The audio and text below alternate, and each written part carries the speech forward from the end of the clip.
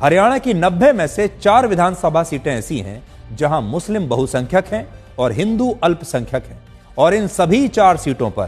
कांग्रेस को एक तरफा जीत मिली है।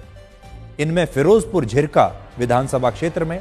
मुसलमानों की आबादी 80% है और हिंदुओं की आबादी 14% है, और इस मुस्लिम बहुल सीट पर कांग्रेस को सबसे ज्यादा 72% वोट मिले हैं, जबकि बीजेपी को सिर्फ 17.5% वोट मिले। लेकिन दूसरी तरफ हरियाणा के जिस लोहारू विधानसभा क्षेत्र में 99.4% हिंदू हैं और सिर्फ 0.4% मुस्लिम हैं, वहां भी हिंदुओं के वोट जातियों में विभाजित होने के कारण बट गए और कांग्रेस पार्टी इस सीट पर सिर्फ 792 वोटों से चुनाव जीत गई। और इससे यह पता चलता है कि जातियों में विभाजित होने के कारण हिंदुओं के वोट अलग अलग पार्टियों में बढ़ जाते हैं, लेकिन धर्म के नाम पर मुसलमानों के वोट एकजुट रहते हैं। हरियाणा की जिस पुनाना सीट पर 88% मुसलमान हैं और नूह यानी मेवात में 77% मुसलमान हैं, वहां कांग्रेस ने 50% ज्यादा वोटों के साथ चुनाव जीता। इनमें भी पुनाना सीट पर बीजेपी ने इस बार एक मुस्लिम उम्मीदवार मोहम्मद एजाज खान को टिकट दिया, लेकिन बीजेपी के उम्मीदवार को 1,46,000 वोटों में से सिर्फ 5,000 यानी सिर्फ 3% वोट मिले और बीजेपी के उम्मीदवार की जमानत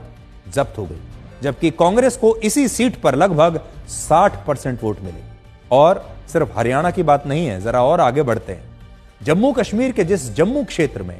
62.6% हिंदू हैं और 33.5% मुस्लिम हैं, वहां बीजेपी ने हिंदू बाहुल जम्मू की 43 में से 29 सीटों पर चुनाव जीता, जबकि हिंदू बाहुल जम्मू में ही फारूक अब्दुल्ला की नेशनल कॉन्फ्रेंस ने भी 7 सीटें जीत ली और कांग्रेस ने भी 1 सीट पर चुनाव जीता।